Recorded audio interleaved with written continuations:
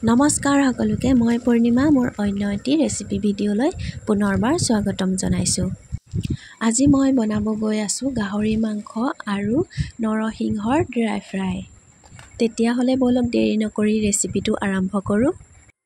এয়া এতিয়া গাহৰি মাংসখিনি লৈ লৈছোঁ। এতিয়া ভালকৈ বইল কৰি ল'ম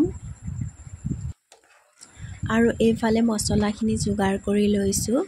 শুকান জলকীয়া, পিঁয়াজ আৰু আদা নহৰু থেতেলিয়াই লৈছোঁ আৰু এইফালে নৰসিংহ পাত কেইটামান লৈ লৈছোঁ। আৰু এতিয়া কেৰাহীটো গেছত পাতি দিলোঁ আৰু কেৰাহীটো গৰম হৈ গ'ল। গৰম হোৱাৰ পিছত এয়া মাংসখিনি দি দিলোঁ আৰু ইয়াত অলপো তেল দিয়া নাই। এনেকৈ অলপ সময় ভাজি ল'ম। কম জুইতে তেলখিনি ওলোৱালৈকে ঢাকন মাৰি দিম। তেনেকৈ অলপ সময় ভাজি থাকিম তেলখিনি ওলোৱালৈকে। আৰু এয়া মাংসখিনিৰ পৰা অলপ তেল ওলাই গৈছে আৰু এতিয়া আমি ইয়াতে দিম শুকান জলকীয়াখিনি। শুকান জলকীয়াখিনি আগতীয়াকৈ দিছোঁ কাৰণ শুকান জলকীয়াখিনি অকণমান ভালকৈ ভাজি ল'লেহে ভাল লাগিব। শুকান জলকীয়াখিনি দিও অলপ সময় ভাজি লোৱাৰ পিছত এয়া আদা নহৰু আৰু পিঁয়াজখিনিও দি দিছোঁ। এইখিনি দিয়াৰ পিছতো ভালকৈ লৰাই লৈ ভাজি ল'ম। এয়া চাওক মাংসৰ লগতে আদা নহৰু পিঁয়াজখিনিও ভালকৈ ভজা হৈ গৈছে আৰু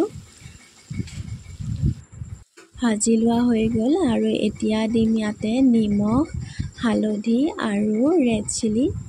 আৰু পিছে ইয়াত মই একো শুকান মছলা ব্যৱহাৰ কৰা নাই। আপোনালোকে ইচ্ছা কৰিলে দিবও পাৰে কিন্তু মই দিয়া নাই। আৰু এইখিনি ভালকৈ ভাজি লৈ এতিয়া দিম ইয়াতে নৰসিংহ পাতখিনি। মাংসখিনি সিজি গৈছে ভালকৈ। তাৰপিছত এয়া মই নৰসিংহৰ পাতখিনি দি দিছোঁ।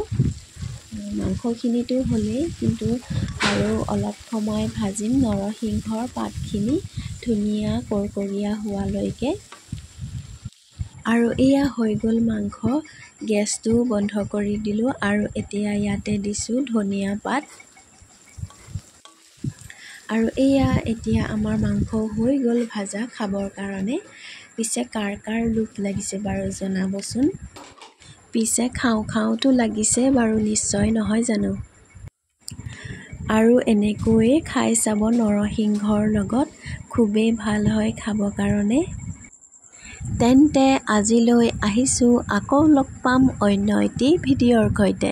ধন্যবাদ।